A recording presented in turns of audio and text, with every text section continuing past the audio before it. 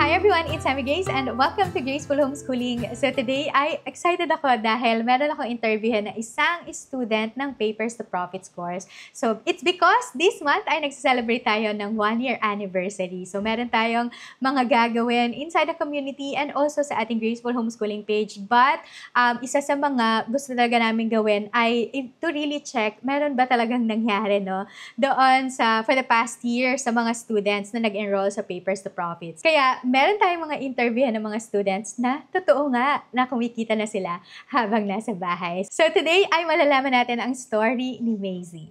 Hello, Maisie. Good afternoon. So, thank you for taking this time. Thank you dahil alam namin na isa ka doon sa mga students din that who really took the risk, no? na mapasama doon sa or mag-join sa ating Papers to Profits course. So thank you very much for trusting our program, for trusting Graceful Homeschooling para dito sa iyong journey mo no, na kumikita habang nasa bahay. So thank you so much. So sige, Maisie, para lang din ma-encourage yung mga tao no, tapos especially dun sa mga nagdadalawang isip no kung ano ba talaga gusto ko ba talaga tong business na to or ayoko or napipilitan ba ako. Pwede mo ba sa aming ikwento no kung ano yung ginagawa mo bago ka makasama sa Papers to Profits? Bago po ako naging part ng Papers to Profits, isa po talaga akong raketera. Marami akong mga binibenta online, nag-ukay ako, bibenta ng dishwashing liquid, tapos mga damit nagre-resell, nagluluto rin po ako, nagbe-bake ako ng banana cake, gumagawa ng leche flan, ng mango graham float. Wow!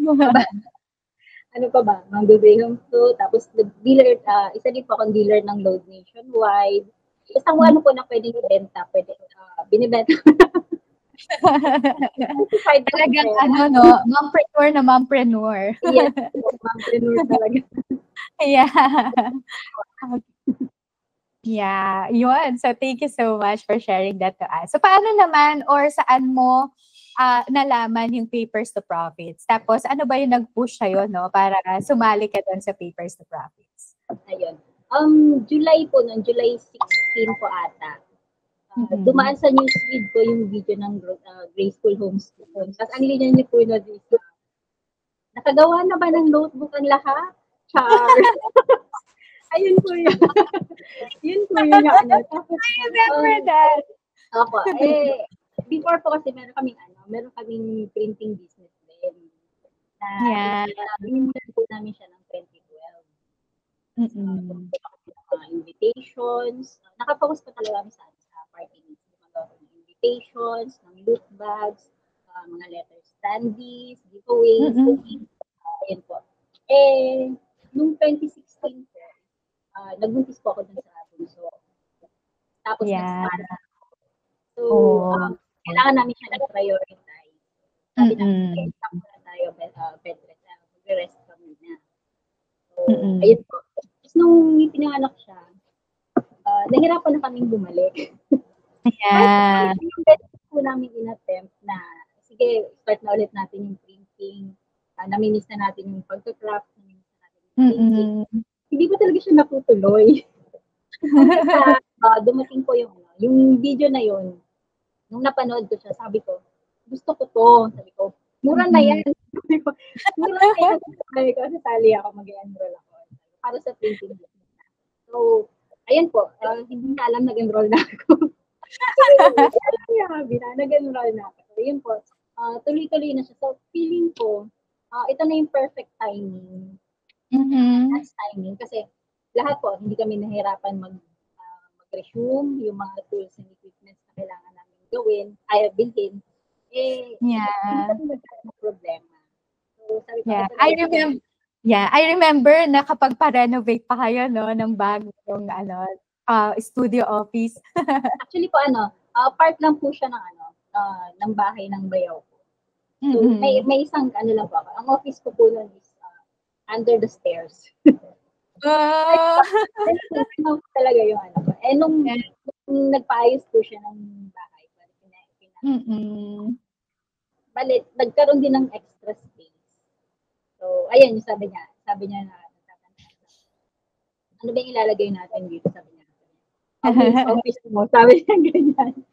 So, sabi ko, nagkaroon kami ng idea, sabi, ito na talaga yun. Mabalik na talaga tayo. So, parang swak siya. Yes. Ang galing. Nakaka-encourage naman yung yung kwento mo, Maisie. Very inspiring siya talaga. Yun yung 'di ba yung sabi din sa Bible that pagka meron kang blessing talaga, it adds no trouble to it. So nakakatuwa lang kasi from the time na di mo alam kung sisimulan mo ba talaga or hindi, pero just at the right perfect timing ni Lord, no? Nasimulan ulit yung business. Yes. Yan. Your story. And paano naman nakatulong sa'yo yung Papers to Profits? Sa Papers to Profits po kasi, yung may mga business kasi namin is, di ba, printing siya. Ang main kasi ng business namin is Redeems Prints and Gift Shop. Yes. So, printing, tapos gift shop. So, yung gift shop po is, na siya sa customized party needs.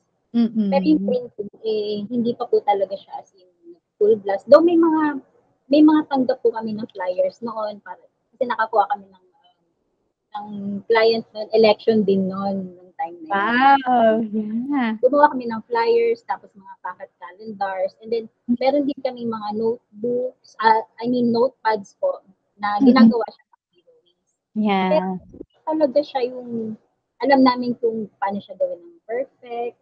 Pero nung nakapasok na po sa Papers to Profit, doon nalaman namin kung paano siya gawin ng tama, kung ano yung mga tools, yung mga kailangan. And yung iba nga po talaga, dito ko na lang nalaman, may mga ganung tools pala. Yung costing ng products kasi hindi na namin kailangan magbase sa presyo ng yes. Mas na siya. Though ginagamay ko yung cost, pero natututo na lang kung paano. Yes. Yes. So parang mas nagiging confident ka with your pricing na parang Yes. di ko kailangan makipagsabayan sa mga pinakamabababang nagbibigay just because mababa yung presyo nila, pero at least alam mo lang din na merong value yung ginawa mo, di ba? Yes po, na hindi na sayang yung effort mo sa paggawa doon sa project kasi alam mo yung pinaghirapan mo, hindi lang dahil sa ito yung presyo nila. Yeah. So ngayon, meron ka bang i-share sa amin or ma-share sa amin na isang product na na parang talagang pinagmamalaki mo or kaya naman ay naging breakthrough product mo or comeback product ng Redeems Prints? Yes po. Opo. Yung po doon is last December. Yung calendar niya po na green. Yeah. Doon po talaga nagsunod-sunod yung mga clients namin. Tapos meron pa nagawa na isang client na sa kanya pa lang 10 na. Wow! Tapos yung mga katrabaho din ng husband ko. Nagpa-isa-isa din sila ng pagpagawa ng project, ng calendars. Pero lately lang po, i-share po. Yes, go ahead. I've never written. Araw ko pinagpuyatan. 2 gabi ko siya pinagpuyatan. Yeah. Ang po kasi is, Photoshop po talaga ako gumagawa. Photoshop ako bago sa akin yung Pero sa project po na to, grabe nakakaiyak. Sa project po na to, from cover to cover, as in, na-design ko siya nang based siya dun sa kung ano yung personality ko. Yung kinalabasan niya is yung gusto ko na magiging vintage looking siya, pero aesthetic pa rin siya. Mula cover, first front cover, hanggang sa mga insect. Yeah. So, nakakatuwa pa talaga. Kasi yung digital product niya, inilabas ko na. First product na inilabas ko na digitally. Yay! Congratulations, Casey! We're very happy na nakakagawa na kayo, na pag-create na din kayo ng inyong mga products because yun talaga yung desire natin, no? sa Graceful Homeschooling Plus na hindi lang talaga kayo bibili ng mga templates, but makakapag-create kayo ng sarili niyong products. And we're very happy to know na yan, meron ka talagang pinagbuhusan. Meron ka nang masabi na pinagbuhusan mo ng panahon, ng oras, ng luha, ng pagod, di ba? Opo, tama po. Yeah. So, sige. Super worth it siya. Yes, worth it talaga. And may boy version pa po to. Hindi ko pa lang natatapos. Mga konting images na lang. Talaga? Share ko din po sa Gmail.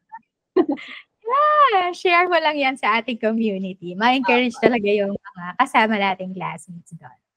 Yeah. Sige, meron ka bang mga mabibigay na tips or advice naman para doon sa mga nag-iisip pa lang na magsimula or kaya doon sa mga kakasimula pa lang pero gusto na nilang mag-give up, no?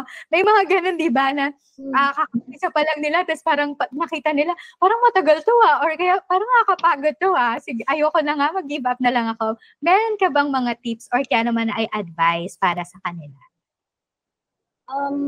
Sa tip ko, siguro, enjoy lang nila kung ano yung ginagawa nila. Enjoy nila yung journey.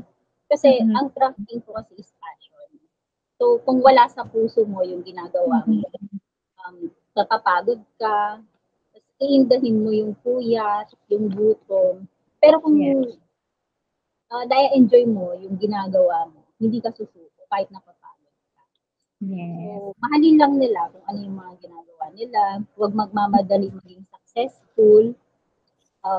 Just trust the process. Kasi marami silang makukuhang learnings along the way. Tapos, sa bawat achievement naman, nagkakaroon sila, great or small man, bigyan nila ng pats on the back yung sarili nila. Kasi, doon nila ma-realize na ito yung pinag-effortan ko. Super worth it yung ginawa ko. Yeah. From there po, magtutuloy-tuloy sila. And sa mga hindi naman po nag-give up, na kahit na may pinagdadaanan, nahihirapan, congratulations kasi nandun na kayo. Tuloy-tuloy na lang. Di ba po? Ay, ito, hirap na ako. Kakayanin ko pa ba? Parang andun pa rin yung na, tutuloy ko ba? Or hindi, hanggang dito na lang ako eh. Yeah. Ano lang, lakasan din ng loob eh. Lakasan din ng loob na sumabay. Yeah. Thank you so much para dun sa sa tips na yon. And gusto ko lang din talaga yung sinabi mo, no, yung passion talaga. So, iyon din talaga yung babalikan natin, no? Every time na nahirapan na tayo, na parang gusto natin mag-give up, okay, ano ba yung nilagay na passion ni Lord sa puso ko, no? Yun yung babalikan natin, ay hindi, ito yung pinapagawa sa akin ni Lord. So, kahit mahirap to, gagawin ko to. Hindi naman ako nag-iisa sa journey na to. So, yan. So, may tanong ako sa'yo. Paano naman nakatulong yung community natin sa'yo? Very thankful po ako sa community natin kasi kahit po ako nag-start na before pa itong community natin. Yeah. Syempre may mga tanong pa rin po ako na kailangan ng sagot. Hindi naman po lahat alam ko. And thankful na rin po ako sa community na nandun po kayo para sa mga. Kasi gaya po ng sinabi ko, iba po yung ibang nature po yung ibang ng printing, ibang phase ng printing, yung nauna naming ginawa. Tapos ngayon, nag-jump na kami sa paper products. So, medyo bago. Pero, andun po, para umalalay, mag-guide yung mga naunang bata. Yay! Yeah, sobrang grateful tayo, no, sa community na meron tayong community kasi hindi talaga nga din madali yung pagnenegosyo. Pero pag meron kang community, well, technically, no, parang magkakakompetensya naman tayo in a way. Pero pag nandun ka sa community, sila talaga yung magpupush sa'yo, sila yung mag-encourage sa'yo, sila yung magtuturo sa'yo na hindi, ganito yung tamang sukat ng lookwire, yung mga ganun, di ba? Kaya sobrang grateful din talaga tayo doon sa community. Ayan. So, meron ka ba kayong mga future plans naman para sa inyong business? Ano yung mga future plans nyo? Meron ba kayong mga susunod na mga projects or meron ba kayong pinaghahandaan in the near future? Meron po. Ngayon po nag-start na ako magtanong-tanong ng mga details kasi gusto po talaga namin mag-join sa bazaar. Okay. Po, may consignment kami. Nagko-consign kami sa tindahan na katabi ng Wow. namin. So, yung mga products na itutuwa namin doon. Tapos sila na yung magpapatong. Yeah. Elementary school po siya. Limited lang yung products na pwede namin iwanan doon. Wow. Mag-venture din sa bazaar na lahat pwede namin dalhin. Yeah. Wow, exciting yang pagbabazar doon. Ang prayer natin next time magsama-sama tayong lahat sa community tapos isang bazaar lang lahat tayo, di ba? Let's showcase lang mga products natin, di ba? Pag-pray natin yan para sa susunod na mga panahon, ganun ang gagawin natin. Okay, so bago tayo mag-end, Macy, salamat sa time mo. Pero pwede mo ba sa amin sabihin kung saan makikita yung business nyo? Meron ba kayong mga social media accounts na pwedeng i-check ng mga nanonood ngayon? Ano ba yung mga social media accounts nyo? Yes po. Isa lang po yung namin is sa Facebook lang po. Facebook page. Facebook page. Pwede nilang hanapin Radine's Prints and Gift Shop. Pero pag tinay po nila doon is dalawa po yung lalabas kasi meron kaming previous page na hindi ko na po access. Okay. Ang current page po namin is yung vintage look, yung logo. Yun po yung business page po namin. Radine's Prints and Gift Shop. Yeah. Ilalagay na lang natin dyan sa screen yung kung saan nyo makikita yung shop ni Macy. So, yeah, thank you so much. Last na, Macy. Kung bibigyan ka ng isang fun na word or bibigyan ka ng chance, na para i-describe kung ano yung journey mo, whether it's a fun word man ito or phrase, ano kaya ito? Unbounded. Yeah? Unbounded. Kasi ako po, feeling ko po kasi unbounded dreamer kasi ako. Po limit yung sarili ko sa ito lang yung hanggang dito lang ako. Alam ko meron pa na darating. Alam ko na may mas matututunan pa ako habang ginagawa ko to. So, tingin ko ganun din po dapat yung ibang crafters na hindi nila i-limit yung sarili nila sa isang product lang. Hindi nila i-limit yung sarili nila sa kung ano lang yung ginagawa nila ngayon. Yes. Dapat, may yan parang patuloy ka. Yeah. Meron at talaga na dadating. Yes. Mag-dream talaga tayo. Because, unlimited naman ang dream. So, why not mag-dream na lang din tayo. Yes! Thank you so much, Macy, for sharing your story with us. Ayan, so maraming salamat sa'yo. Before we end, pagpe-pray lang kita. Okay lang ba? Sige, pag-pray tayo. Lord, thank you God for Macy. Thank you, Lord, because alam namin that you know, Lord, kung ano yung season niya right now. Lord, whether it's a season of learning, God, I pray that malulearn niya, Lord, lahat ng mga things na kailangan niya matutunan, Lord, in doing this business. But whether it's also a season of unlearning for her, God, I just pray, Lord, that you remove or you take away yung mga things that she has to unlearn, God, sa pagnenegosyo. God, I pray, Lord, even kung meron man siyang mga dreams, Lord, para sa business niya, God, I pray that in due season, in your own right timing, God, ay mangyayari, Lord, yung mga dreams niya na to. Kagaya, Lord, nung pagbalik niya, Lord, dito sa business na to, it's not an accident, Lord, na nakita niya yung video, Lord, ng Graceful Homeschooling, but it's always your perfect timing, God, for them. So, maraming salamat, Lord. I-bless niyo pa, Lord, yung kanilang business, yung Redeems business, Prints, Lord. I pray, God, that you're gonna expand their territory, God. Not just, Lord, yung territory na territorial talaga, but you're gonna expand, Lord, even yung kanilang influence, God. Marami silang matutulungan, marami sila, Lord, na mabe-bless, God, just because of this business, Lord, that you've entrusted to them. So maraming salamat, God. I pray na mas lalo mo din i-expand pa yung kanyang mga skills, yung kanyang talents, and even, Lord, yung kanyang passion. God, I pray that mag-grow, Lord, yung seed of passion na nilagay mo, Lord, sa puso niya. Thank you, God. I bless Macy today, God, in Jesus' name. Amen. Thank you, Macy. Thank you so much po. And so there you have heard yung story ni Maisie, and ako lang na-encourage ako at na-inspire dun sa story niya na matagal na meron silang printing business, pero huminto sila for quite a while dahil prioritize nila yung kanilang pagkakaroon ng baby.